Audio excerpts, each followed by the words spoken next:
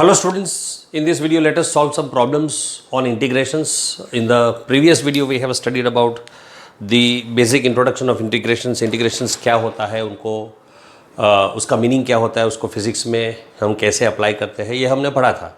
Integrations के मैंने आपको फॉर्मूले भी दिए थे. अब इस वीडियो में हमको ये समझना है कि इंटीग्रेशंस जो होते हैं वो फॉर्मूला के बेसिस पर इसको कैसे सॉल्व करना चाहिए. मैंने 6 प्रॉब्लम्स बोर्ड पर लिखे हैं. स्टूडेंट्स इनको सॉल्व करने से पहले मैं 2 सिंपल से रूल्स आपको बताना चाहता हूँ. अच्छा, दूसरी एक बात आपको मैं फिर से याद करवा दूँ. मैंने आपको बताया था प्रीवियस वीडियो में 2 टाइप के इंटीग्रेशंस होते हैं, definite integrals and indefinite integrals. So these are all examples of indefinite integrals.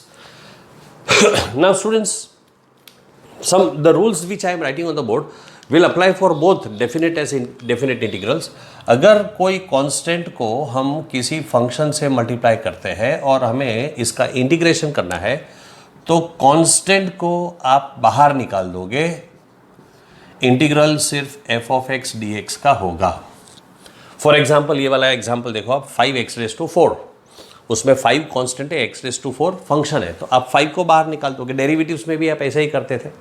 फिर अगर हमारे पास 2 से ज़्यादा फंक्शंस होते हैं, for example f of x plus और minus g of x d of x, अगर हमें करना है तो हम दोनों फंक्शंस को सेपरेट कर देते हैं. You will write as f of x dx plus और minus g of x dx का इंटीग्रल. इस तरह के इस रूल का एप्लीकेशन हम एग्जाम्पल नंबर 5, 6, 4 इन सारे एग्जाम्पल्स में कर सकते हैं. तो ये दोनों रूल्स आप कॉपी कर लेना.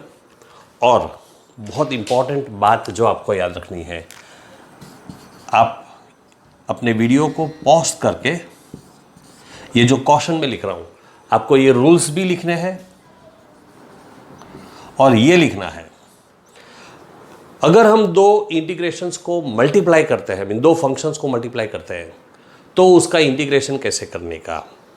एक तो आपने डेरिवेटिव्स में प्रोडक्ट रूल अप्लाई किया था, ऐसा कोई रूल इंटीग्रेशंस में नहीं है.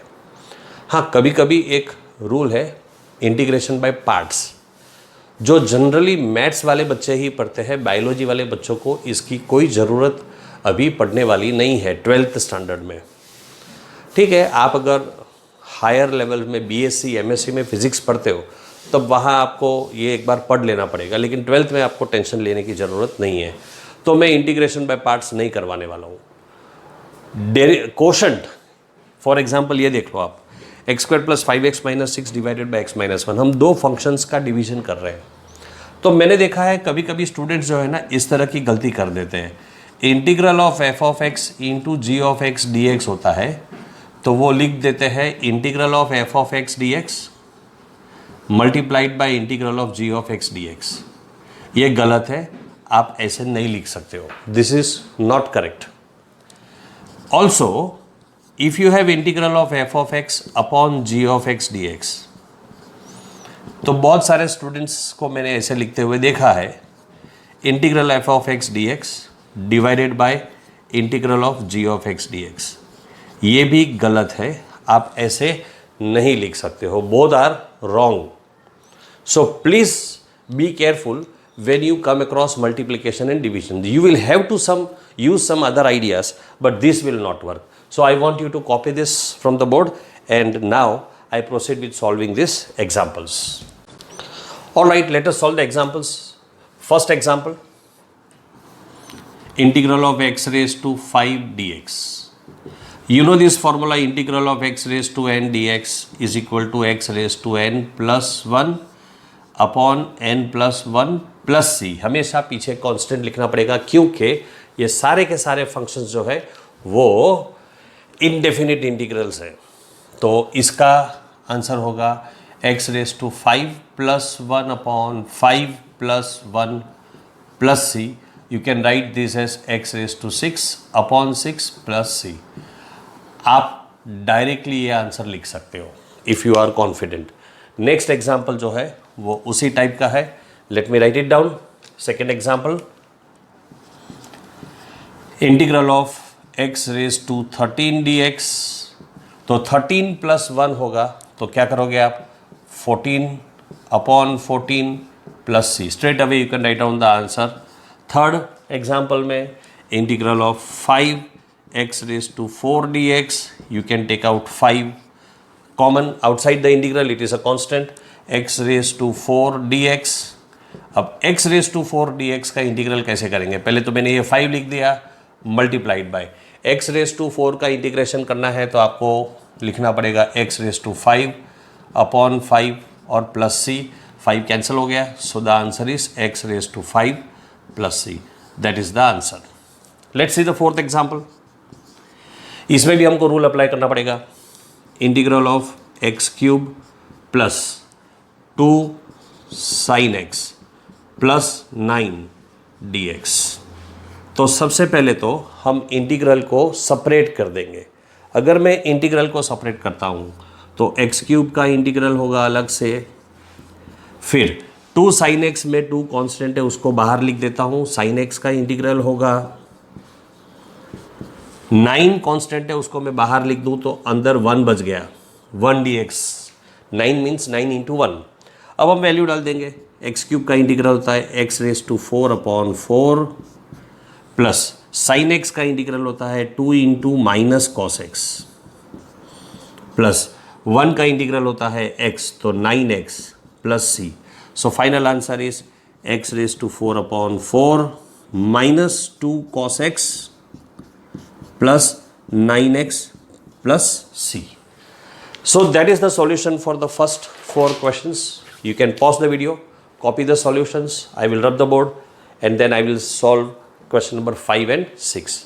Please copy the sums. Okay, let's go ahead with example number 5. Integral of 4 raised to x plus x raised to 4 plus 4 raised to 4 dx. This can be written as integral of 4 raised to x dx plus integral of x raised to 4 dx plus integral of 4 raised to 4 dx. Let me write one extra step. 4 raised to x dx plus integral of x raised to 4 dx. This 4 raised to 4 is constant. I will write it outside integral of 1 dx. Now 4 raised to x, I will have to apply the formula for exponential function a raised to x dx. The integral is a raised to x upon ln a. So this will be 4 raised to x upon ln 4 plus x raised to 4 is a power function. So we will apply the formula x raised to n plus 1 upon n plus 1. So this will be x raised to 5 upon 5 plus 4 raised to 4 multiplied by x plus c. That is the answer of this problem. So you can write down example number 5, write the solution for example number 5 and example number 6 I will solve straight away here. Now as I told you, this is a problem of division. कैसे करोगे? Division तो हमको पता नहीं है कैसे करने का, लेकिन आप जरा ध्यान से देखो तो इस प्रॉब्लम को आप सिंप्लीफाई कर सकते हो. ये जो न्यूमरेटर है x square plus 5x minus 6 quadratic polynomial है और आप जानते हो कि इसको फैक्टराइज कैसे किया जा सकता है. आप इसको लिख सकते हो x plus 6 multiplied by x minus 1 divided by x minus 1 dx. इसको मिडिल टर्म्स को स्प्लिट करके ऐसे फैक्टराइज कर सकते हो. अब ये x माइनस 1 कैंसिल हो गया तो बच गया x प्लस 6 dx का इंटीग्रल. इसको हम लिख सकते हैं integral of x dx plus 6 multiplied by integral of 1 dx. So finally x dx का इंटीग्रल होगा x square by 2 plus 6 multiplied by 1 का इंटीग्रल होता है x तो 6x plus c. That is the answer. So students, that was all about integrations. Indefinite integrations के problems कैसे solve करने हैं मैंने कुछ एग्जांपल्स दिए थे. अब डेफिनेट इंटीग्रेशंस को कैसे सॉल्व करने हैं इसके जैसे ही कुछ सिंपल प्रॉब्लम्स हम लेते हैं. मैं बोर्ड पर डेफिनेट इंटीग्रेशंस के भी फॉर्मूले लिखता हूँ. आप वीडियो को पॉज करके ये 5th and 6th प्रॉब्लम का सॉल्यूशन कॉपी कर सकते हो. So students, you have 4 more problems on the board. This time I have written the problems of definite integrations. मैंने डेफिनेट इंटीग्रेशंस के बारे में अभी तक कुछ नहीं समझाया है. हाँ, वो क्या होता है, कैसे लिखा जाता है, वो आपको मैंने बताया है. आपको पता है कि डेफिनेट इंटीग्रेशंस में लिमिट्स दिए होते हैं. ये 1 and 4 are the limits. 1 is called as the lower limit, 4 is called as the upper limit. ये 0 से 2 जो है वो लिमिट्स है. 0 to π/2 is limits, 1 to 2 is limit, lower limit is 1, upper limit is 2. ये आपको पता है. दूसरी बात आपको जो पता है कि हम यहाँ पर जो है कॉन्स्टेंट्स नहीं लिखते हैं. तो चलो देखते हैं इनको कैसे सॉल्व करना चाहिए. डेफिनिट और इनडेफिनिट इंटीग्रेशंस दोनों का सॉल्यूशन एक ही जैसा है. तरीका जो है सॉल्व करने का, method of solving is same. So there is not much to worry. Let me solve example number 7. The question is integral of 4x³ dx limits 1 to 4. You solve it just as you solve indefinite integrals. You will take out 4 common. Integral of x³ dx limits 1 to 4. Nothing new. x³ का integral क्या होता है? x⁴/4. तो हम इसको लिखेंगे 4 multiplied bye, ये जो मल्टीप्लीकेशन में इसे स्क्वायर ब्रैकेट में लिखूंगा, x⁴/4 लिमिट्स 1 to 4. बस ये एक थोड़ा सा डिफरेंस है. x³ का इंटीग्रल होता है x⁴/4. तो आप क्या करते हो, x⁴/4 लिख दिया स्क्वायर ब्रैकेट के अंदर और हमने लिमिट्स को ऐसे लिख दिए. जो कांस्टेंट टर्म होता है उसको आप बाहर निकाल सकते हो. तो आप ये 4 को बाहर निकाल सकते हो.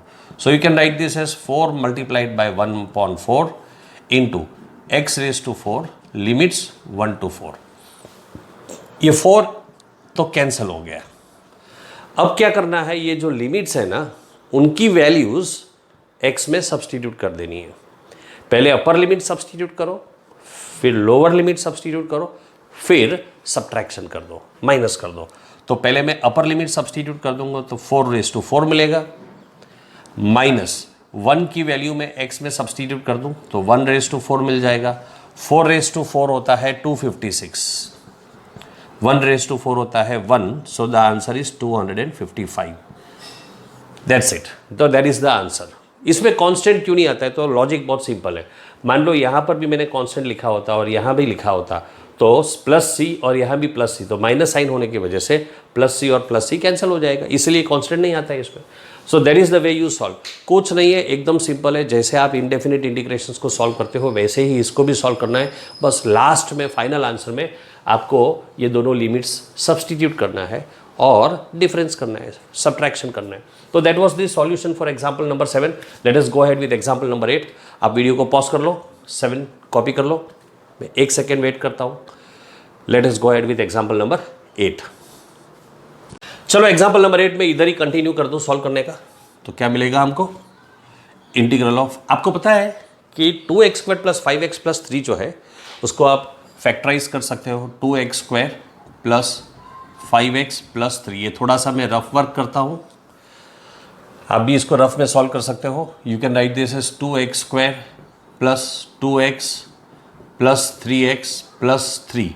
आपको मिडल टर्म स्प्लिट करके फैक्टराइजेशन करने को आता है. 2x कॉमन ले लिया ब्रैकेट में x + 1, 3 कॉमन ले लिया ब्रैकेट में x + 1. So this becomes x + 1 multiplied by 2x + 3. So now I can write the numerator as x + 1 multiplied by 2x + 3 divided by x + 1 dx limits from 0 to 2. Lower limit is 0, upper limit is 2. Now you know x + 1 will get cancelled and you can write this as 2x + 3 dx limits 0 to 2. We will split the integrations. So you will have 2 integral of x dx plus 3 integral of 1 dx. दोनों में limit लगा देंगे 0 to 2, 0 to 2. सब same method है, कुछ फर्क नहीं है, बस लिमिट्स लगाते जाना है. अब x का इंटीग्रेशन क्या होता है? तो आपको पता है x⁴ है, x⁴ होगा तो x² 2 होगा. So you will right x² 2, limits लगा दो 0 to 2 स्क्वायर ब्रैकेट में लिखकर, +3 इंटू x 0 to 2. ये 2 बाहर आएगा, कैंसिल हो जाएगा, तो बच गया x². मैं लिख दूँ वो step so you don't get confused. I can write this as 2 into 1/2 x² limits 0 to 2 plus 3x limits 0 to 2. This 2 gets cancelled. अब हम यहाँ पर और यहाँ पर x की वैल्यू सब्सटीट्यूट कर देंगे. Lower limit 0, upper limit 2. तो पहले अपर लिमिट सब्सटीट्यूट करना है, यानी मैं पहले 2 सब्सटीट्यूट करूँगा. तो x की वैल्यू में 2 सब्सटीट्यूट कर दूँ तो 2 स्क्वायर माइनस सब्ट्रैक्शन करना है. 0 सब्सटीट्यूट करेंगे तो 0 स्क्वायर प्लस 3. यहाँ पर x की वैल्यू 2 सब्सटीट्यूट करेंगे तो 2 minus 0. This becomes 4 minus 0 is 4 plus 2 minus 0 is 2 multiplied by 3 6. So your answer is 10. सो इसका आंसर जो है वो 10 मिलता है. तो डेफिनेट इंटीग्रेशंस में नॉर्मली आपको जो आंसर है वो ऐसा कांस्टेंट आंसर मिलेगा. So that was the solution of example number 8. Please pause the video, copy the solution. वो रफ वर्क भी साइड में कॉपी कर लेना सो यू अंडरस्टैंड कि हमने क्या किया है. And now we will proceed with example number 9. Let's go ahead with example 9. Let me write down example number 9 here. Integral of sin x minus cos x dx. Limits are from 0 to pi by 2. We will separate the integrations. Integral of sin x dx minus integral of cos x dx. दोनों integrals में हम limits लिख देंगे 0 to pi by 2, 0 to pi by 2. अब आपको पता है sin x का इंटीग्रल होता है माइनस cos x. तो हम क्या करेंगे, माइनस साइन को बाहर लिख देते हैं. cos x 0 to pi by 2. cos x का इंटीग्रल होता है sin x, limits 0 to pi by 2. That means minus. Now we will substitute the value of x. पहले हम x की वैल्यू pi by 2 सब्सटीट्यूट कर देंगे तो cos pi by 2 minus cos 0 minus sin pi by 2 minus sin 0. अब cos pi by 2 यानी 90 degrees होता है. तो cos 90 की वैल्यू क्या होती है 1, 0. तो cos 90 की वैल्यू 0, cos 0 की वैल्यू 1 माइनस sin 90 की वैल्यू 1, sin 0 की value 0 minus 0 minus 1 is minus 1 minus 1. This becomes plus 1 minus 1.